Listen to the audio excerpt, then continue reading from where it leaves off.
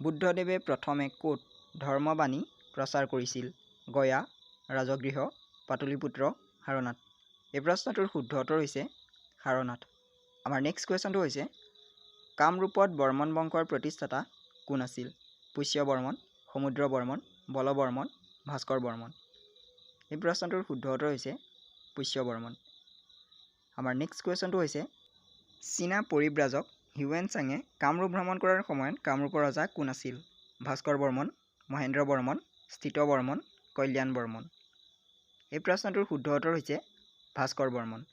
আমাৰ নেক্সট কুৱেশ্যনটো হৈছে কামৰূপৰ ৰজা ভাস্কৰ বৰ্মনে কোনজন কটকীৰ জৰিয়তে থানেশ্বৰৰ ৰজা হৰ্ষবৰ্ধনলৈ মিত্ৰতাৰ প্ৰস্তাৱ আগবঢ়াইছিল? শশাংক, শংখবেগ, গ্ৰহবৰ্মন, দেৱগুপ্ত। এই প্ৰশ্নটোৰ শুদ্ধ উত্তৰ হৈছে শংখবেগ। আমাৰ নেক্সট কুৱেশ্যনটো হৈছে গৌড়ৰ ৰজা শশাংকৰ ৰাজধানীখনৰ নাম কি আছিল? প্ৰাগজ্যোতিষপুৰ, কামৰূপ নগৰ, কৰ্ণসুবৰ্ণ, কমতাপুৰ। এই প্ৰশ্নটোৰ শুদ্ধ উত্তৰ হৈছে কৰ্ণসুবৰ্ণ। আমাৰ নেক্সট কুৱেশ্যনটো হৈছে বৰ্মন বংশৰ কোনগৰাকী ৰাজকুঁৱৰীক কাশ্মীৰৰ ৰজা মেঘবাহনলৈ বিয়া দিয়া হৈছিল? ৰাজ্যমতী, ভানুমতী, অমৃতপ্ৰভা, ইন্দুমতী। এই প্ৰশ্নটোৰ শুদ্ধ উত্তৰ হৈছে অমৃতপ্ৰভা। আমাৰ নেক্সট কুৱেশ্যনটো হৈছে হৰ্ষচৰিতৰ লেখক কোন আছিল? বাণভট্ট, কালিদাস, বিশাখা দত্ত, কৌটিল্য। এই প্ৰশ্নটোৰ শুদ্ধ উত্তৰ হৈছে বাণভট্ট। আমাৰ নেক্সট কুৱেশ্যনটো হৈছে বিশাখা দত্ত ৰচিত নাটকখন কি? ৰঘুবংশ, কুমাৰ হৰণ, মুদ্ৰা ৰাক্ষস, মেঘদূত। এই প্ৰশ্নটোৰ শুদ্ধ উত্তৰ হৈছে মুদ্ৰা ৰাক্ষস। আমাৰ নেক্সট কুৱেশ্যনটো হৈছে ৰাজতৰংগিনীৰ ৰচক কোন?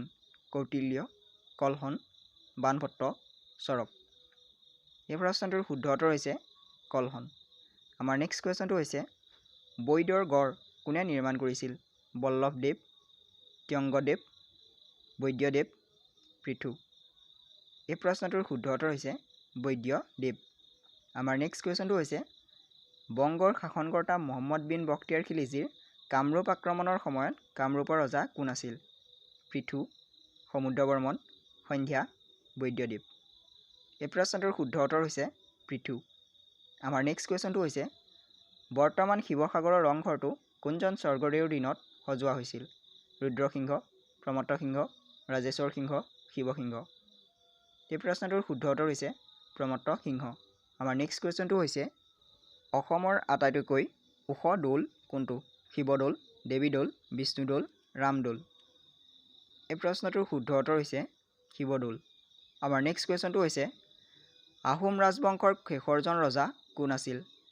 চন্দ্ৰকান্ত সিংহ, পুৰন্দৰ সিংহ, যোগেশ্বৰ সিংহ। ওপৰৰ এটাও শুদ্ধ নহয়। এই প্ৰশ্নটোৰ শুদ্ধ উত্তৰ হৈছে পুৰন্দৰ সিংহ। আমাৰ নেক্সট কুৱেশ্যনটো হৈছে মানে প্ৰথমবাৰ অসম আক্ৰমণ কৰাত অসমৰ ৰজা কোন আছিল? চুকাফা, প্ৰতাপ সিংহ, শিৱসিংহ, চন্দ্ৰকান্ত সিংহ। এই প্ৰশ্নটোৰ শুদ্ধ উত্তৰ হৈছে চন্দ্ৰকান্ত সিংহ। আমাৰ নেক্সট কুৱেশ্যনটো হৈছে ইয়াণ্ডাবু সন্ধি কিমান চনত স্বাক্ষৰিত হৈছিল? 1826 চনত, 1828 চনত, 1820 চনত, 1824 চনত। এই প্ৰশ্নটোৰ শুদ্ধ উত্তৰ হৈছে 1826 চনত। আমাৰ নেক্সট কুৱেশ্যনটো হৈছে আহোম বংশৰ শেষৰজন ৰজা কোন আছিল? চন্দ্ৰকান্ত সিংহ, পুৰন্দৰ সিংহ, গৌৰীনাথ সিংহ, উদয়দাত্য সিংহ। এই প্ৰশ্নটোৰ শুদ্ধ উত্তৰ হৈছে পুৰন্দৰ সিংহ। আমাৰ নেক্সট কুৱেশ্যনটো হৈছে শৰাইঘাটৰ যুদ্ধ সংঘটিত হৈছিল 1670 চনত, 1671 চনত, 1672 চনত, 1571 চনত। এই প্ৰশ্নটোৰ শুদ্ধ উত্তৰ হৈছে 1671 চনত। আমাৰ নেক্সট কুৱেশ্যনটো হৈছে অসমত ভাৰতীয় জাতীয় কংগ্ৰেছৰ বাৰ্ষিক অধিৱেশন কেতিয়া অনুষ্ঠিত হৈছিল? 1915 চনত, 1925 চনত, 1916 চনত, 1926 চনত। এই প্ৰশ্নটোৰ শুদ্ধ উত্তৰ হৈছে 1926 চনত। ভিডিঅ'টো যদি চাই ভাল লাগিল তেনেহ'লে প্লিজ ছাবস্ক্ৰাইব কৰি ল'ব আৰু এনেধৰণৰ নতুন ভিডিঅ' পাই থাকিবলৈ কাষতে থকা বেল আইকনটো প্ৰেছ কৰি অল ন'টিফিকেশ্যনত ক্লিক কৰি ৰাখিব। ধন্যবাদ।